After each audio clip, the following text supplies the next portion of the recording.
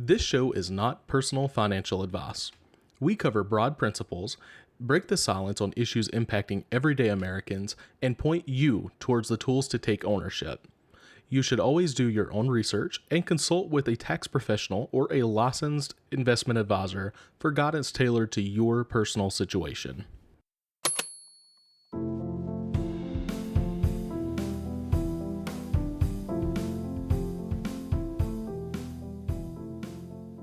Welcome to the Backwoods Money podcast, the show where we break the silence on financial issues impacting everyday people.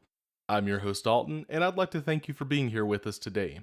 If you're listening, I'm assuming that you did not win the $1.8 billion Powerball, but that shouldn't stop your dream of being financially secure. Before we get into today's show, let's talk about some quick news updates in the personal finance world. Let's start with the latest jobs report. The August unemployment numbers are in, and they have risen to 4.3%, which is up from 4.1% in July. This is also the highest that we have seen in over a year. Job growth has slowed, especially in retail and manufacturing. The long-term unemployment number has also increased, which means that more people are out of work for months at a time and not just for a week or two. The labor force participation rate has stayed flat, so the numbers aren't just more people looking for work. It is also more people potentially losing jobs. Meanwhile, Americans just set a new record for credit card debt, $1.21 trillion. That is 1,210 billions of dollars. That's not mortgages or car loans, that is just plastic, which is absurd. Balances are climbing, interest rates are still sky high, and more people are only making the minimum payments. That means most of what they're sending in each month is going straight to interest, while barely touching the principal. It's a cycle that is keeping many households stuck. And if that wasn't enough, auto loan delinquencies have hit their highest level in 13 years.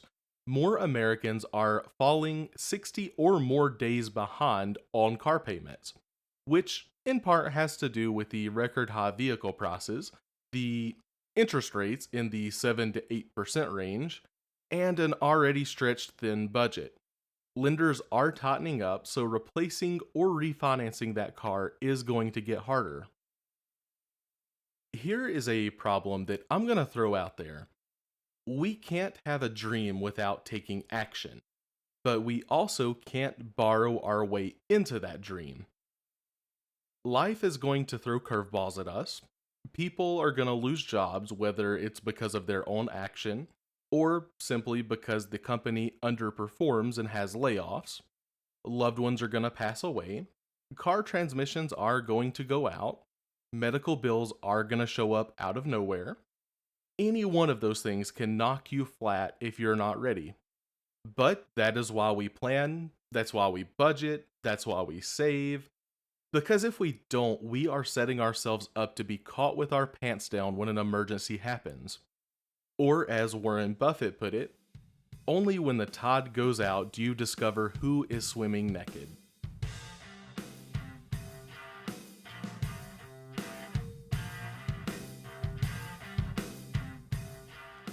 This episode is brought to you by our one-page budget template, now available as a free download on our website. Budgeting should not be complicated or intimidating. It should be empowering and help you identify where your money is actually going. You don't need a fancy app or a subscription to get started. What you need is a pen and a piece of paper. Go download your free copy of our one-page budget template for free at www.backwoodsmoney.com/budget. Again, that is www.backwoodsmoney.com/budget.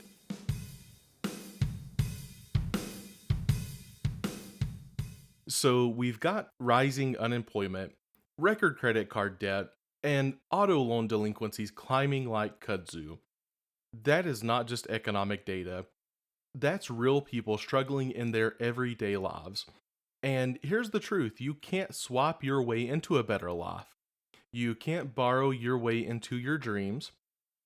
but you also can't sit on your butt and just expect it to show up. We've all seen it, and some of us are probably guilty of this ourselves.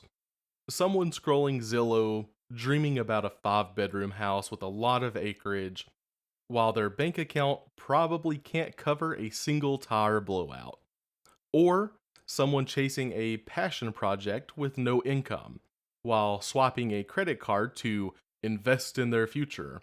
But really, it's just digging a deeper hole.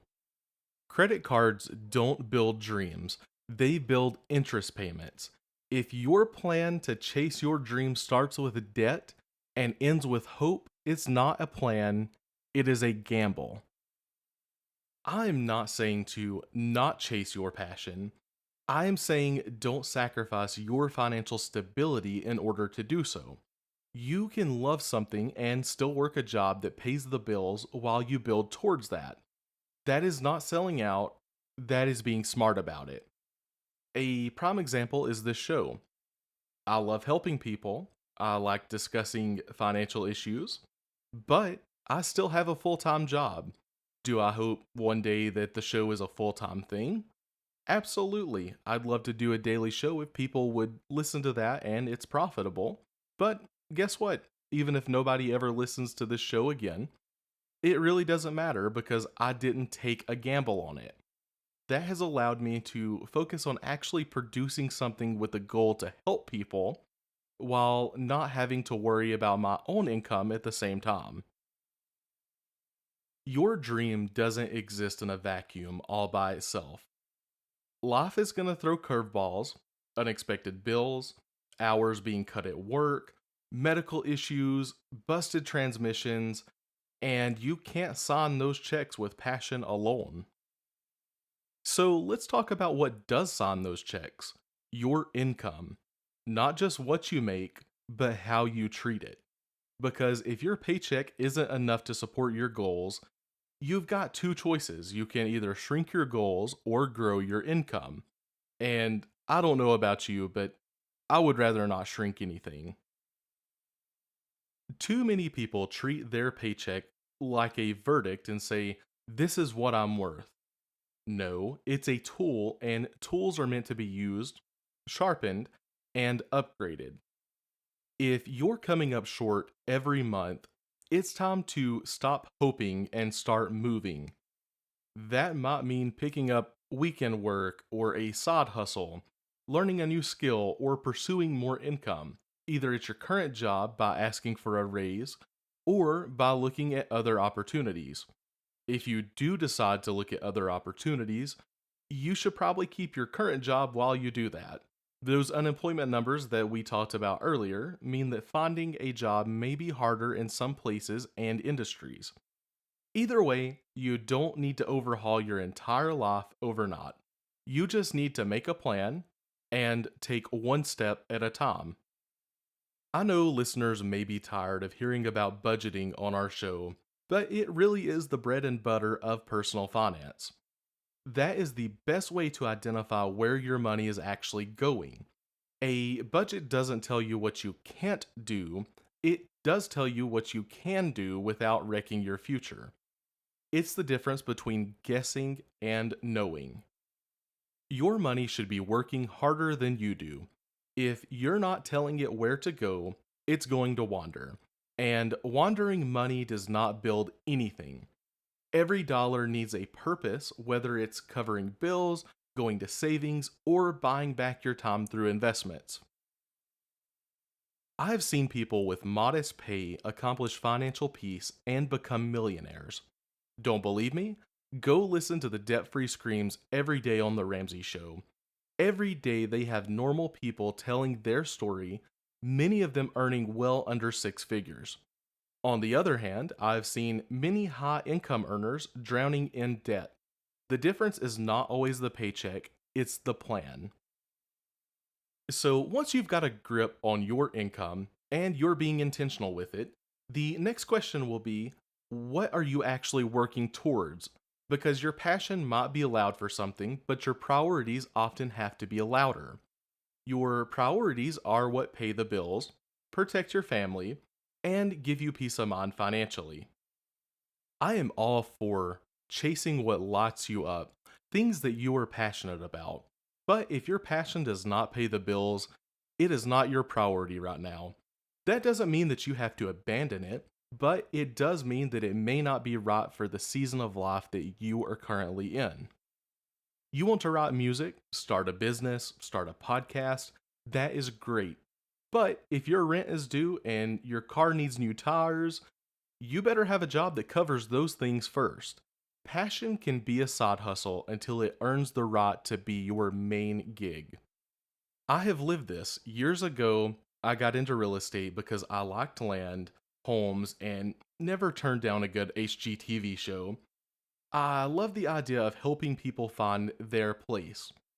A man that I highly respected told me that a commission only income is often the best diet plan known to man. Thank God that I listened and I kept my full time job during that and focused on real estate on the side. I quickly realized that I absolutely hated sales. I remember sitting in training with a bunch of other new agents, all of us silently staring at our phones, dreading making that first cold call to an expired listing. I just remembered thinking, if somebody called me like this, I would hang up on them so fast. So I pivoted. I didn't blow up my income chasing a dream that was not a fit for me. I kept my license and passion in my back pocket and have found smarter ways to engage with that, such as investing through decent real estate investment trust or REITs and helping others around me in other ways. And remember, being busy does not always mean that you're progressing if you're spending money chasing a dream while you're ignoring your budget, your savings, or your future. Those dreams deserve action, but they also deserve a solid foundation. So let's build a base, honor those priorities first, and let your passion grow in the meantime until it is strong enough to stand on its own. So we've talked about the myth, the money, and the mindset. Now let's talk about how to actually act on that, because knowledge means nothing if you don't act on it. The same man who told me about commission only jobs often being a good diet plan also once said, there are four kinds of asses in this world: a dead ass, a dumb ass, a drag ass, and a shag ass. Which one are you? I'm not sure why that quote stuck with me more than any others, but it did. To break that quote down a little more, a dead ass doesn't even try, no effort whatsoever. A dumbass jumps without thinking about the reason or without an actual plan. A drag ass knows what to do, but just simply won't go do it. And a shag ass gets up and gets after it. So I'll ask again, which one are you? You won't find financial peace by just simply dreaming about it. You get it by budgeting, earning, saving, investing, and building. One step at a time, one decision at a time, all being done intentionally. This week, I want you to pick one thing, just one. Cut a subscription that you don't need. Apply for a better job. Think about side hustles that you can be doing. Start a budget.